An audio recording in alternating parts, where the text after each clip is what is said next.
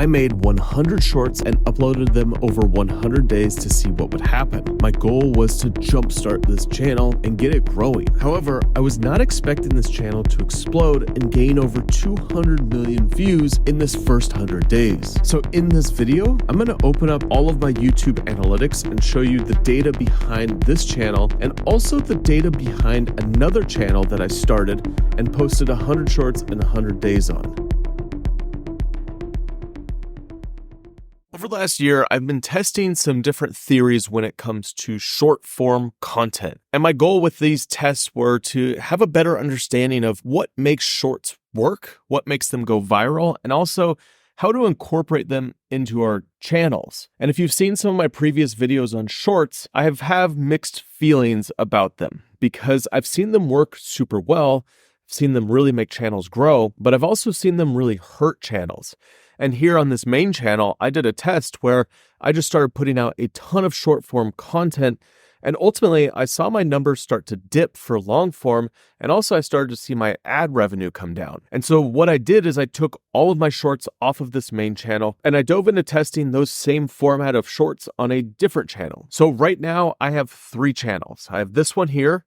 I have Explore with Jeven Dovey, which is a completely different niche. And then I have the Creator Film School, which is the same niche as this channel, but I just put shorts on that channel. But what I did is I did a test of 100 shorts in 100 days. So 1 short every day, posting it around the same time, and just let that go for 100 days to really see how this can help a channel grow, what impact it has, and then what happens when you stop posting those shorts on these channels. And I found that there's 2 metrics that are super important for you to pay attention to when you're crafting your shorts. And these are going to help make or break your shorts in terms of either getting reach or a short just not really performing that well. And ultimately, there's one big revelation that I found from doing this experiment. And also, it's something that's going to help me move forward on this channel here and kind of my approach to shorts as a whole and multiple channels and all of that. But we'll talk about that towards the end of this video. First, I really want to dive into my channel's analytics for my second and my third channel, really show you what happened after posting 100 shorts in 100 days, and then what happened after that. So here's my second channel, Explore with Jeven Dovey. And here is my analytics from the last 28 days. You can see that I've still posted a random short here and there, and my views are actually still pretty high. Right now, I'm hitting around 100,000 views in the last 48 hours. Now, since I stopped posting daily, this number has jumped up and down. There's been very low periods, and right now, one of the videos is starting to take off, so it's rising back up. But let's go back to when I started this test. So this was February. So it was mid-February in 23, and I started posting daily shorts around this period. And you could see here are my views over the last year and some change. Over 200 million views. Now, I've also gained 266,000 subscribers, and this channel's earned around $14,000. So pretty wild how much growth there can be on a channel from just posting short form content daily. Now, with these shorts, I followed the kind of the same format. I wanted to tell a short story, and I wanted to do it in an engaging way that was anywhere between 30 seconds and a minute long. Now, these videos followed a typical story format. So there's a hook, there's some backstory, there's something that get you up to speed. You take a viewer on a journey, and then there's some takeaway at the end. And oftentimes I made these loop so they would repeat when you watch them again and again and again. And this was basically the same format that I took for all the videos on this channel. I played around, tested some different things, but I ultimately found that this format just seems to work super well, which makes sense. It's a story formula. It's the same story that you see in Hollywood movies, that you read in books. It's just squished into the short format so that the videos could be 30 seconds to a minute long.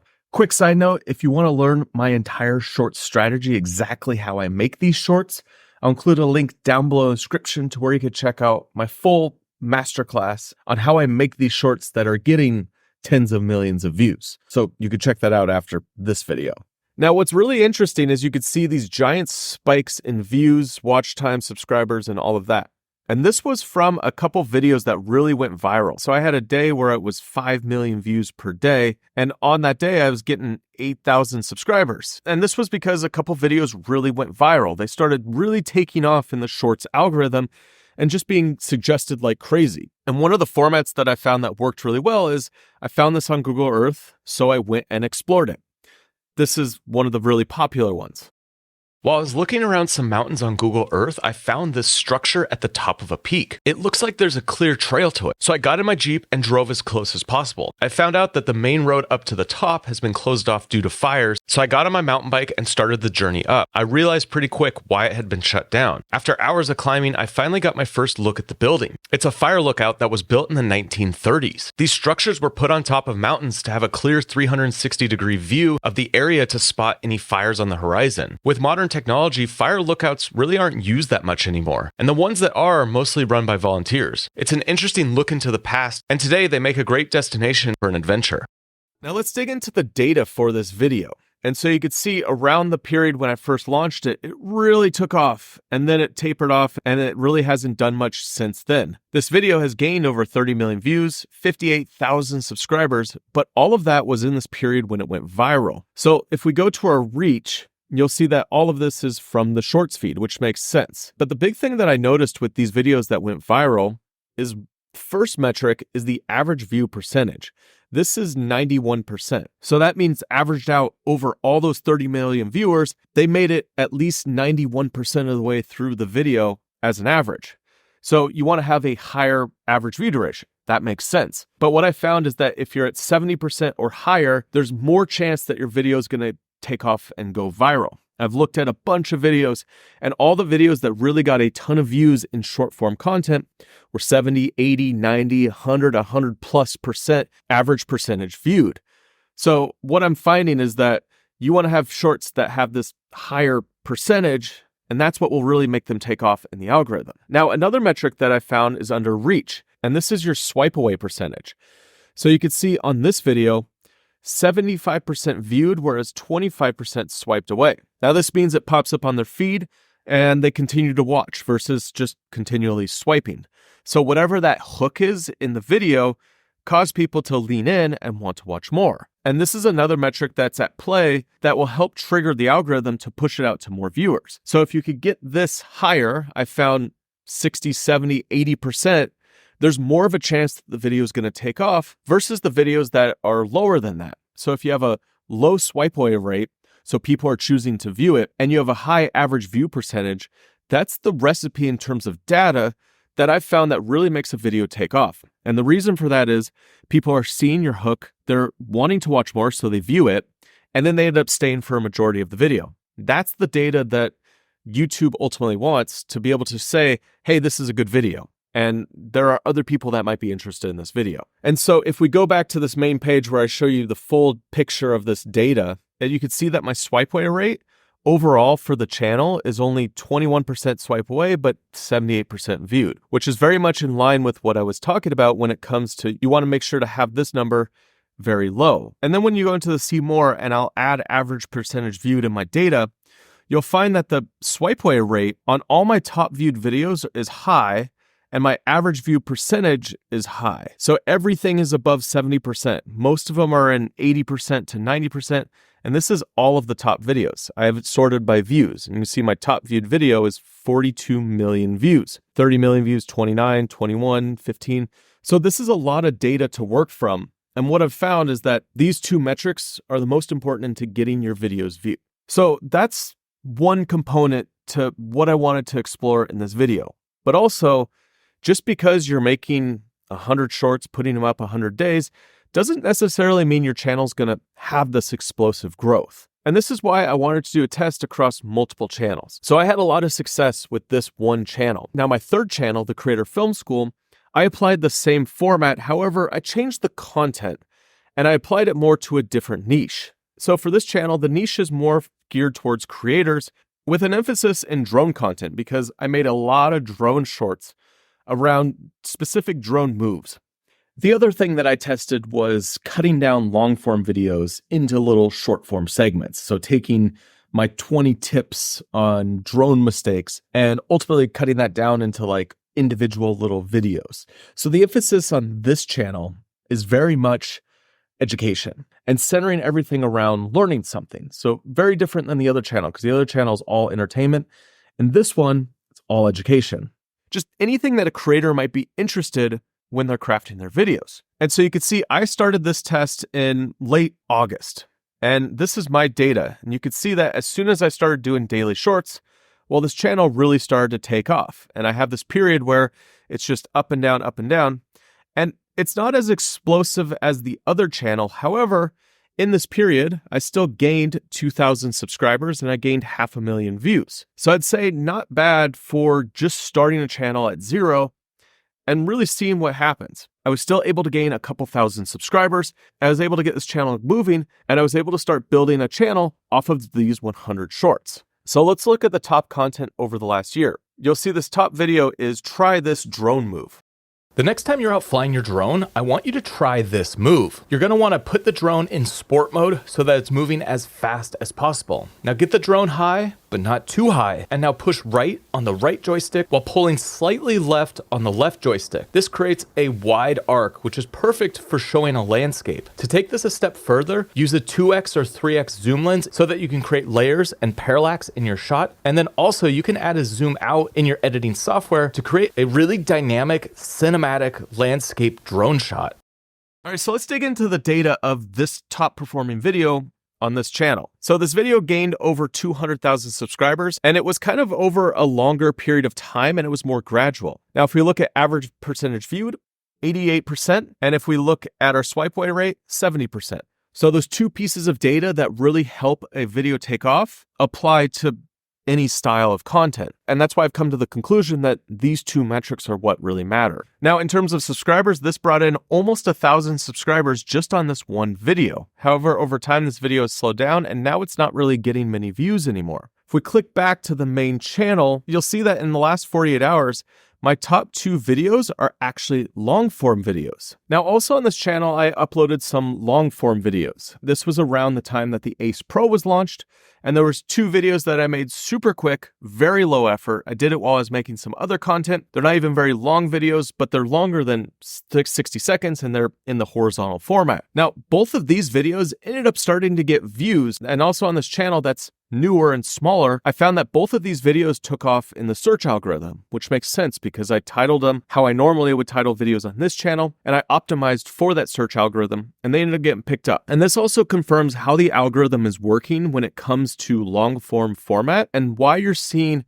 smaller creators getting these big boosts of views on different videos. And that's because the algorithm really treats videos as individuals, not necessarily as a channel as a whole. So if you have a video that really satisfies a viewer's interest, that video is going to get pushed out to more people. So you could have a video that really goes viral, but the rest of your content really isn't doing much. And this is because YouTube is treating videos on a video to video basis, not a channel. And that's why you'll see channels that have 1 million subscribers not necessarily getting hundreds of thousands of views every video. It's going to go up and down, and it's video to video dependent. And also it's going to be very niche dependent. Some will have more of a community built around the content, and then you'll see consistency of views. Whereas if a channel is using more of a search-based strategy, then you'll see a mix of views, some videos high, some a little bit lower, something you got to think about when you're building out your strategy for your content. Now that was a little bit of a sidetrack, so let's get back to shorts, and let's talk about this big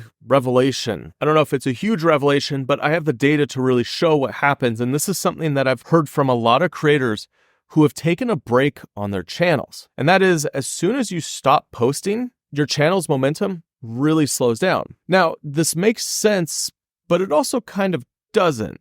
And there's a few things at play here, because one of the things that we're doing as creators is building this library of content. And so when we stop posting, we would expect that that library of content would continue to get views, even if we're not putting new videos out. And unfortunately, what the data shows me is as you stop posting and you're taking a long break, seems to be that the momentum on your channel really slows down.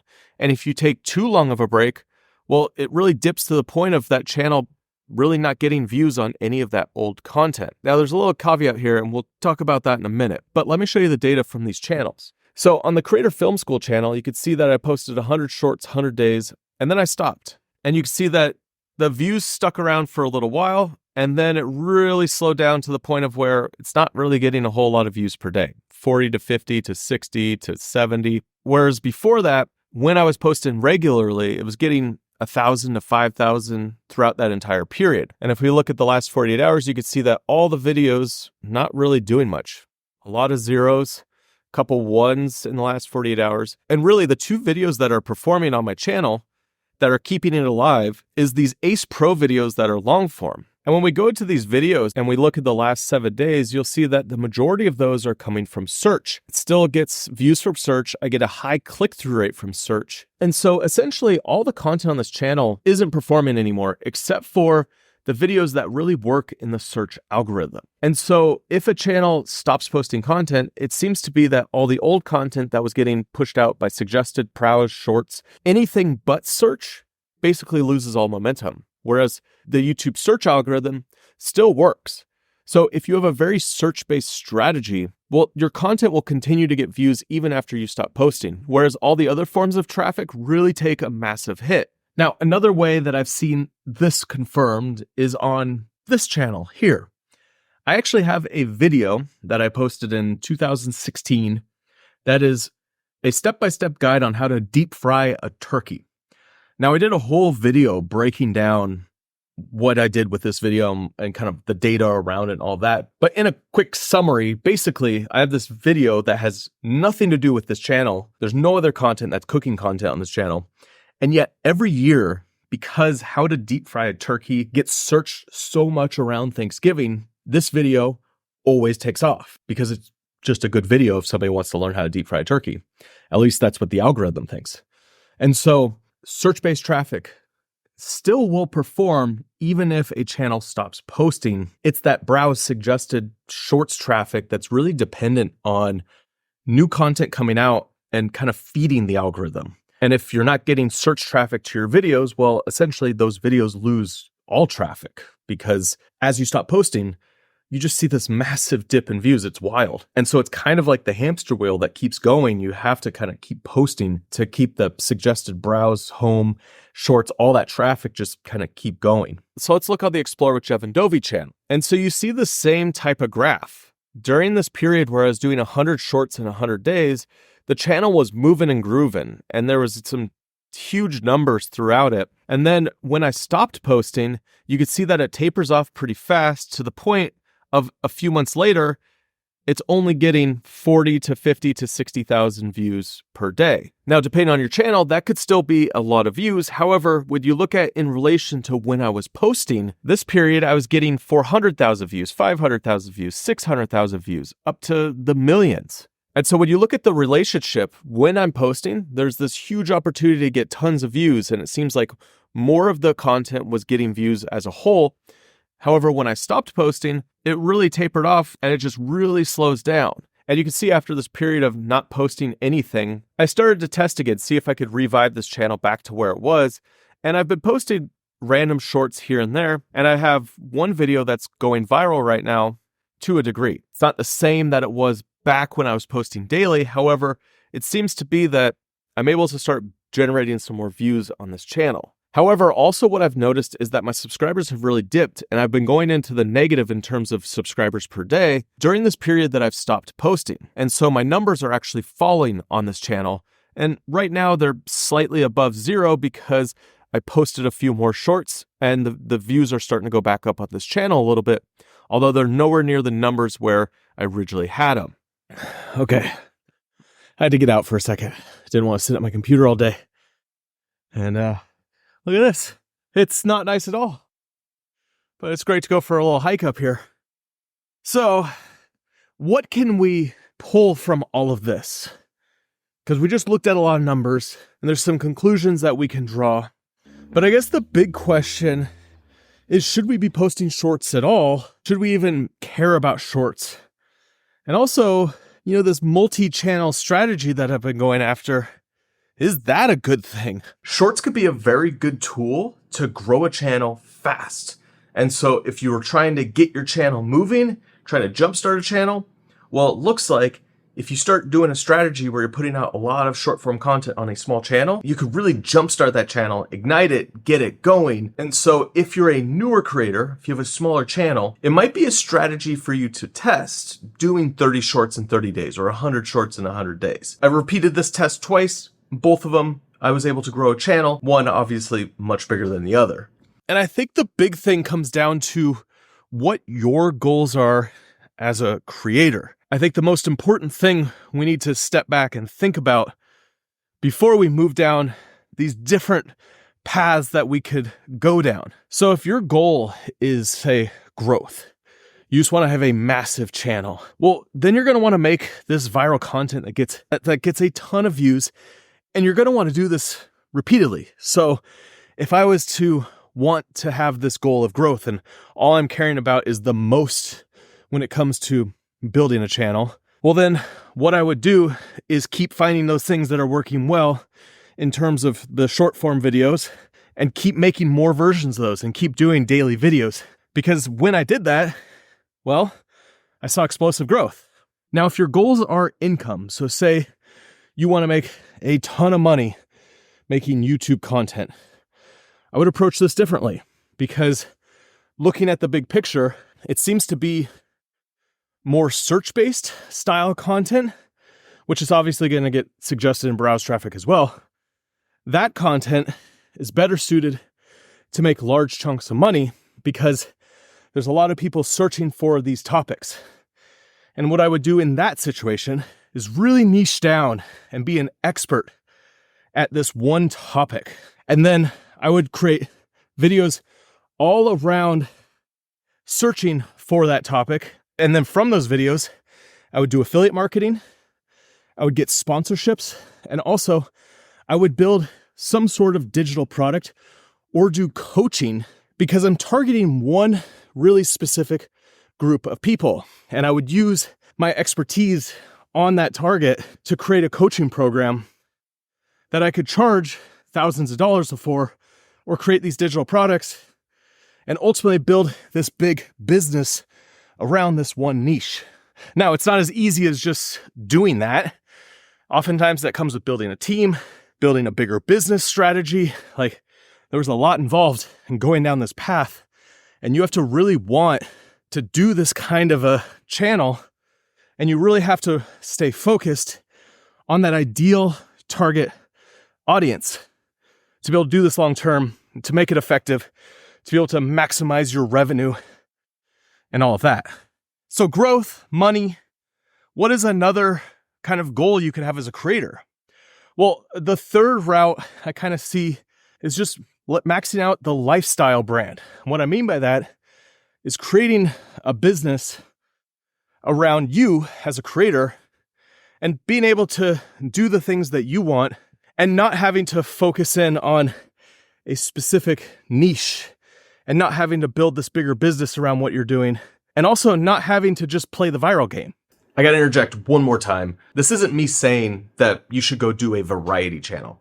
Variety channels still don't work. It's more of approaching this with an open mindset in terms of the things that you're interested in. So for me, I'm into filmmaking, I'm into the whole creator journey, I'm into teaching. And so there's some variance within that allows me to, do some different things. I could do some behind the scenes. I could do some travel inspired stuff. I can do drone stuff. I could do action camera stuff. I can do something around something more cinematic. But the idea is that there's more range in what you're doing versus being very specific and very niche down. And a channel like that would be like a drone channel or like a smartphone channel where you're only talking about iPhones and using them to make videos. And you like niche down into this very singular topic, but you also become the expert in that singular topic. So that's what I mean by, having some variety. It's not like adding cooking into a camera channel. Like, that obviously doesn't work. Variety still doesn't work in that way, but having more of a range as a creator and being able to explore different topics that all kind of intermingle and are things that you're interested in, and also your viewers might be interested in. So it's kind of more of a lifestyle brand. That's what I'm talking about. And to be this type of creator, you have to really have an understanding of when enough is enough.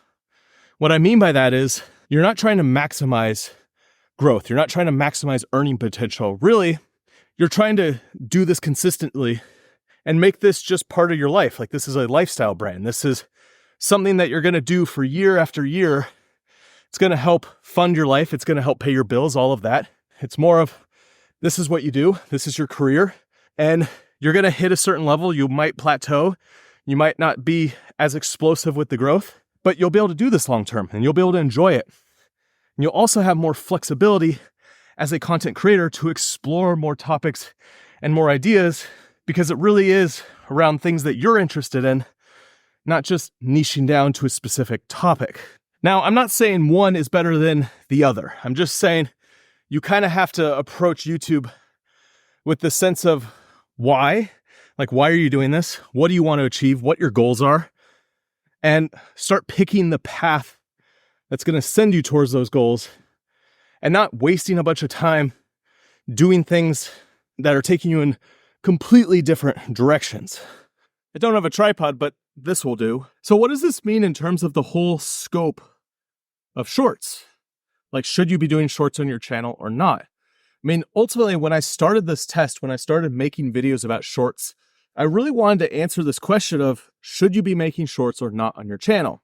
And I think the answer to that has evolved, just as shorts have evolved and the algorithms have evolved, because they're following an audience that's ever changing, and that the audience itself is evolving. And so my answer for whether you should do shorts or not really comes down to your goals, and ultimately, do you really care about doing shorts? And is it something that you personally want to do on your channel? Because I think there's a world where, yes, shorts are going to help with growth and they could help bring new eyeballs to your channel.